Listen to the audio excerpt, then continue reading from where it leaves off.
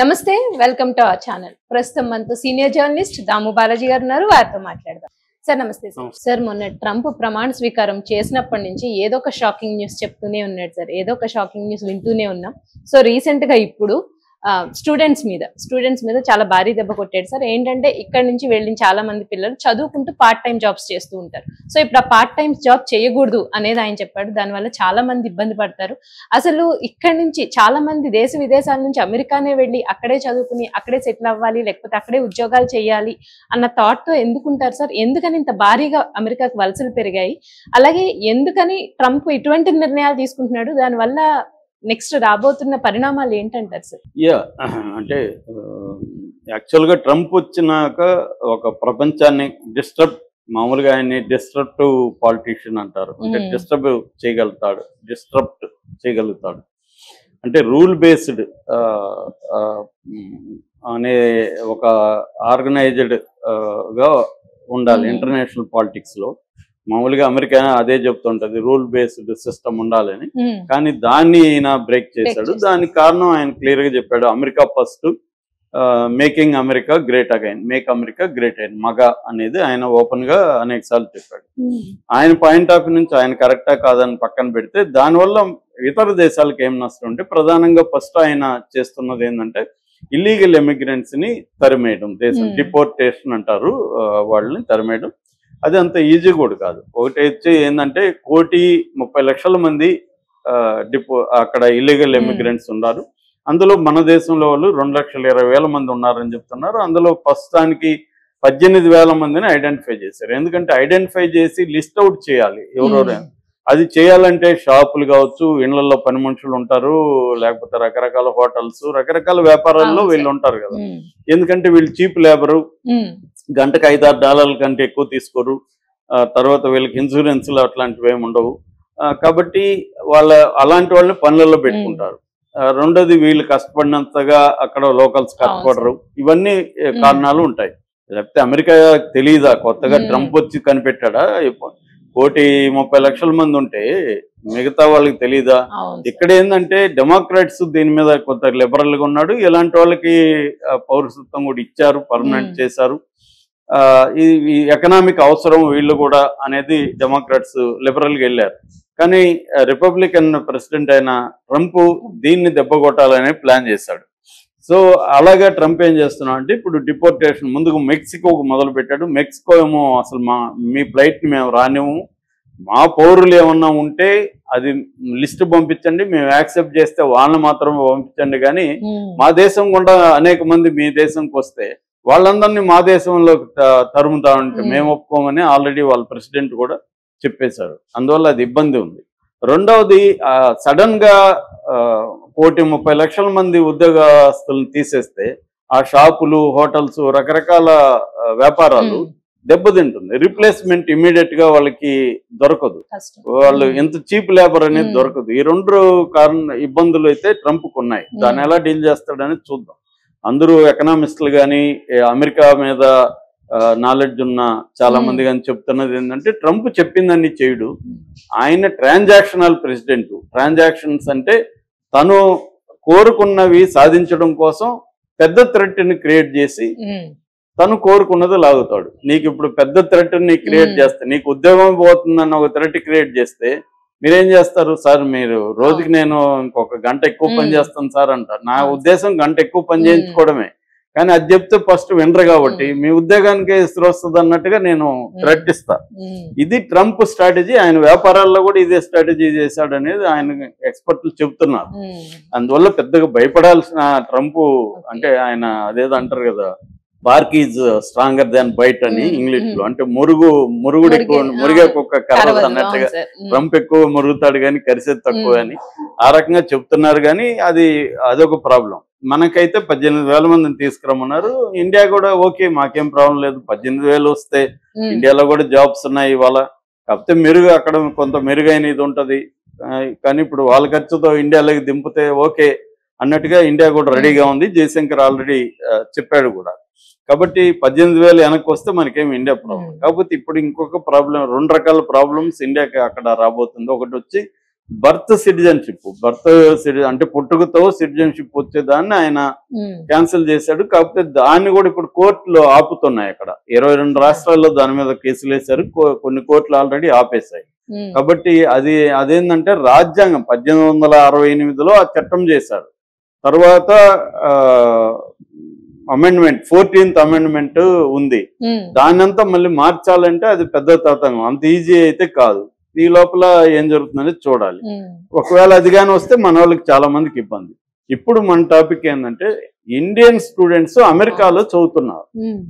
అసలు వీళ్ళు ఎంతమంది ఉన్నారు, ఏ రంగాల్లో చదువుతున్నారు, వీళ్ళకి అక్కడ ఇబ్బందులు ఏంటి, అసలు ఎందుకు ఇండియాలో మంచి ఎడ్యుకేషన్ సిస్టమ్ లేదా, ఎందుకు వెళ్తున్నారు, ఈ విషయాలు మనం మాట్లాడుకున్నాం. ప్రధానంగా మనకు ఓపెన్ డోర్స్ అనే ఒక సంస్థ ఉంటుంది. ఎవ్రీ ఇయర్ ప్రపంచవ్యాప్తంగా ఉండే ఎడ్యుకేషన్ ఇన్స్టిట్యూట్స్ మీద ఇది రిపోర్ట్స్ సబ్మిట్ చేస్తుంటది. 2023-24 రిపోర్ట్ నేను చదివాను. ఇంటర్నేషనల్ ఎడ్యుకేషన్ ఎక్స్చేంజ్ పేరుతో ఒక రిపోర్ట్ ని ఓపెన్ డోర్ సంస్థ చెప్పింది. ఈ సంస్థ ఏం చెప్పిందంటే ఇండియన్స్ 2023-24 నాటికి ఇండియన్ స్టూడెంట్స్ అమెరికాలో 3,31,602 మంది ఉన్నారు. First time China number 1 China ఉండేది. చైనా స్టూడెంట్స్ ఎక్కువ ఉండేవారు. 15 years లో ఫస్ట్ టైము ఇండియా క్రాస్ చేసింది చైనాని. అంటే ఇండియన్ స్టూడెంట్స్ ప్రపంచవ్యాప్తంగా అనేక దేశాల కంటే కూడా ఇండియన్ స్టూడెంట్స్ అక్కడ ఎక్కువ మంది ఉన్నారు. ఈ 3,31,602 మంది ఇండియన్ స్టూడెంట్స్ ఉన్నారు అనేది అప్పటికి వీళ్ళు సర్వే చేసిన నాటికి లెక్క అనమాట. అంటే దాదాపు 23% అంతకు ముందు సంవత్సరంతో పోలిస్తే 23% పెరిగారు. అంటే ఎవ్రీ ఇయర్ 23% పెరుగుతూ ఉన్నారు అనమాట. రెండవది రిటెన్షన్ రేట్ అంటారు. అంటే అక్కడికి పోయిన విద్యార్థులు ఎంతమంది వెనక్కి వస్తున్నారు, ఎంతమంది అక్కడ ఉంటారంటే ఓన్లీ 120 మంది మాత్రమే వెనక్కి వస్తున్నారు. 80 మంది అక్కడే ఉండిపోతున్నారు. అక్కడే వాళ్ళు పనులకు అలవాటు అయిపోయి ఉంటారు, ఏదో ఒక ఉద్యోగాలు వస్తాయి, ఇండియా కంటే బెటర్ డాలర్లలో సంపాదిస్తారు. కాబట్టి 180 మంది అక్కడే ఉండిపోతారు, ఓన్లీ 20 మంది మాత్రమే చదువుకొని ఇండియాకి వస్తున్నారు. సో దాన్ని రిటెన్షన్ రేట్ అంటారు అనమాట. సో వీళ్ళకి మామూలుగా స్టూడెంట్ వీసా F1 వీసా అని ఉంటుంది. F1 వీసా కింద వెళ్తారు. వీళ్ళకి ఏంటంటే స్టెమ్ అనే ఒకటి ఉంది. స్టెమ్ అంటే సైన్స్, టెక్నాలజీ, ఇంజనీరింగ్, మ్యాథమెటిక్స్. ఈ రంగాల్లో ఉన్న వాళ్ళకి 24 నెలలు అడిషనల్ గా ప్రోగ్రామ్స్ ట్రైనింగ్ అను ఇంకోటి పెట్టుకోవడానికి అవకాశం ఉంటుంది. అంటే ఎక్కువ కాలం స్టూడెంట్ వీసా మీద వాళ్ళు ఉండొచ్చు, అక్కడ ఉద్యోగాలు చేసుకుంటారు. అట్లాగే ఓపీటీ అని ఇంకో ప్రోగ్రామ్ ఉంటుంది, ఆప్షనల్ ప్రాక్టికల్ ట్రైనింగ్ అని. దీని కింద ఇంకొక 12 నెలలు కూడా పెట్టుకోవచ్చు. ఇలాగా వీళ్ళు ఈ రెండింటి కింద స్టెమ్ అండ్ ఓపీటీ కింద ఇంకొంతకాలం ఒక 1.5 year 2 years పెంచుకుంటారు అనమాట. సో జనరల్ గా మన స్టూడెంట్స్ అక్కడ ప్రధానంగా ఏ బ్రాంచ్లు ఎక్కువ ఉంటారంటే మ్యాథ్స్ అండ్ కంప్యూటర్స్ లో 42.9% అక్కడ ఎక్కువ ఉన్నారు. రెండవదేమో ఇంజనీరింగ్ లో 24.5% ఇంజనీరింగ్ చదువుకునే దానికి వెళ్ళారు. మూడవది బిజినెస్ అండ్ మేనేజ్మెంట్, బిజినెస్ MBAలు ఇవి, అది 11.5% స్టూడెంట్స్ వీటిలో ఉన్నారు. 5.4% మాత్రమే ఫిజికల్ అండ్ లైఫ్ సైన్సెస్ అంటే మెడిసిన్ ఇట్లాంటివి చదువుకునే వాళ్ళు ఓన్లీ 5% ఉన్నారు. అంటే ప్రధానంగా మ్యాథ్స్, కంప్యూటర్స్ దీంట్లో ఎక్కువ ఉన్నారు. అలాంటి వాళ్ళే ఎక్కువగా అక్కడ వెళ్తున్నారు. ఎందుకు వెళ్తున్నారు అనే దానికి ఫస్ట్ కారణం ఇండియాలో హయ్యర్ ఎడ్యుకేషనల్ ఇన్స్టిట్యూట్స్ తక్కువ ఉన్నాయి. IITs, IIMs తక్కువ ఉన్నాయి. అందులో రిజర్వేషన్స్ సిస్టమ్ ఉంది మనకి. SCలకి 15%, STలకి 7.5%, OBCలకి 27%, EW ఎకనామికలీ వీకర్ సెక్షన్స్ కి EWS అంటారు, దీనికేమో 10%. అంటే ఓవరాల్ గా దీనివల్ల రిజర్వేషన్లు ఎక్కువ ఉన్నాయి. దీనివల్ల ఇంక్లూజివ్ అనేది మనకి ఎడ్యుకేషన్ లో బలహీన బడుగు వర్గాల్ని, దళితుల్ని, గిరిజనుల్ని తీసుకురావడానికి ఇది మంచిదే. కానీ దీని సైడ్ ఎఫెక్ట్ ఏమవుతుంది, హై నాలెడ్జ్ ఉన్న అప్పర్ కాస్ట్ పిల్లలకి దొరకట్లేదు. నిన్నెవరో చెప్తున్నారు, మెడికల్ వీళ్ళు పీజీకి ఎంట్రన్స్ రాసిన వాళ్ళు, ఒక SCMI ఒక దగ్గర కౌన్సిలింగ్ వచ్చింది, సీట్ వచ్చింది, అక్కడ బ్లాక్ చేసుకుంటది. వేరే దగ్గర మళ్ళీ ట్రై చేస్తుంది, వేరే దగ్గరికి వెళ్ళిపోతుంది. ఈ బ్లాక్ చేసుకుంది మళ్ళీ ఎస్సీకే ఇస్తున్నారు, అప్పర్ కాస్ట్ కి ఇవ్వట్లేదు అనేది ఎవరో చెప్తారు. అది నిజమా కాదనేది తెలియదు. కానీ అంటే ఓవరాల్ గా దీని నుంచి అర్థమయ్యేది ఏంటంటే ఫార్వర్డ్ కాస్ట్ లోకి నాలెడ్జ్ ఉన్న వాళ్ళకి, మెరిట్ ఉన్న వాళ్ళకి సీట్లు రావు. దాని సైబెట్టే ఎప్పుడైనా ఒక మంచి పని చేస్తే దానివల్ల వేరే వాళ్ళకి నష్టం కూడా జరుగుతుంది. అది జరుగుతుంది. దీనివల్ల ఏం చేస్తున్నారు, అమెరికాకు ప్రిపేర్ చేస్తున్నారు. ఈ అప్పర్ కాస్ట్ కొంత సోషల్ కనెక్షన్స్ ఉంటాయి, కొంత డబ్బులు ఉంటుంది, లేదా బ్యాంకుల్లో అక్కడ ఇక్కడ అప్పులు చేసి వీళ్ళు వెళ్ళిపోతున్నారు. మిడిల్ క్లాస్ వాళ్ళు కూడా అమెరికాకి ఎక్కువ వెళ్ళడానికి ఈ కారణాలు ఉన్నాయి. అంటే ఇండియాలో మంచి వరల్డ్ ర్యాంకింగ్ యూనివర్సిటీలు చాలా తక్కువ ఉన్నాయి. అందుకనే మనకి రఘురామ్ రాజన్ లాంటి ఎకనామిస్టులు పదే పదే ఆయన ఏ ఇంటర్వ్యూలైనా మొత్తుకునేది ఏంటంటే క్వాలిటీ ఎడ్యుకేషన్ ని ఇక్కడ డెవలప్ చేయండి, మనకి హ్యూమన్ రిసోర్స్ బలంగా ఉంది, మీరు అవి చేయకుండా ఇన్ఫ్రాస్ట్రక్చరు, మ్యానుఫ్యాక్చరింగ్ ఇదే మాట్లాడుతున్నారు మోడీ ప్రభుత్వం. అవి నేను వద్దనట్లేదు. దాంతోపాటు ఎడ్యుకేషన్ మీద ఇన్వెస్ట్ చేయండి, హ్యూమన్ రిసోర్స్ మీద ఇన్వెస్ట్ చేయండి అని ఆయన ప్రతి దాంట్లో చెప్తున్నారు. అది మోడీ ప్రభుత్వం కూడా చేస్తుంది, కానీ చేయాల్సినంత చేయట్లేదు.